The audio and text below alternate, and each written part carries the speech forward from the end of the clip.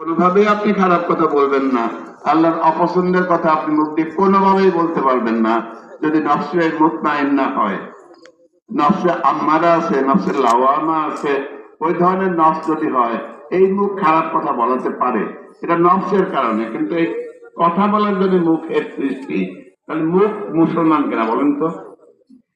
আল্লাহর কথা যে মানে, আল্লাহর কাছে যে সমর্পণ করে, সে তো মুসলিম, ঠিক না?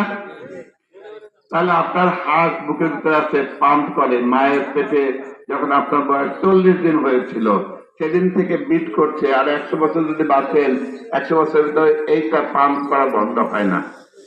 এই আল্লাহর কথা শোনে না? এরকম করে আপনার নিজের অঙ্গ প্রত্যঙ্গ সবটাকে যদি ধরেন, প্রত্যেকটাই কিন্তু আল্লাহর কথা মতোই কাজ করে। যদি না আপনি এটাকে উল্টা দিকে দিয়ে যান, আপনার নফসের কারণে যদি আপনি অন্যদিকে নিয়ে যান, তাহলে অন্য কাজে ব্যবহার হতে পারে, পারে না? এই জন্য আমাদের সবকিছুই মুসলিম, মানে আল্লাহর কথা শোনে। শুধু আমার মনটা যদি আমার এই মনটাই স্বাধীনতা দেওয়া আছে, আমি ইচ্ছা করলে আল্লাহকে মানতে পারি, আল্লাহকে মানতে পারি না, ঠিক আছে?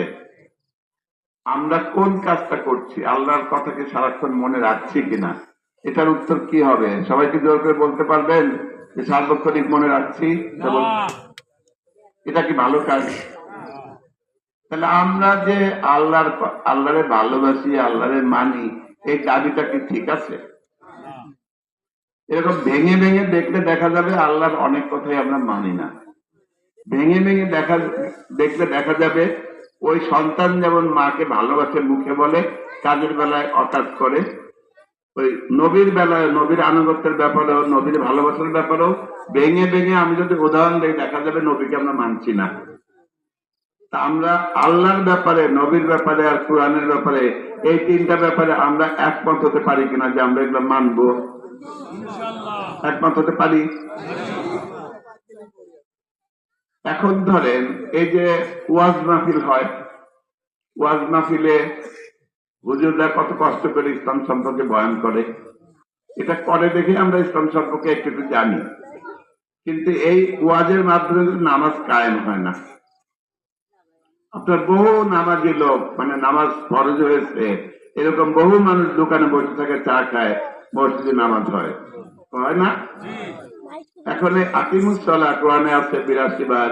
এটা আলোকে যদি সংসদে একটা আইন করা যেত যে নামাজ যাদের উপর ফরজ হয়েছে তারা যদি মসজিদে আজানের পরে নামাজে না যায়,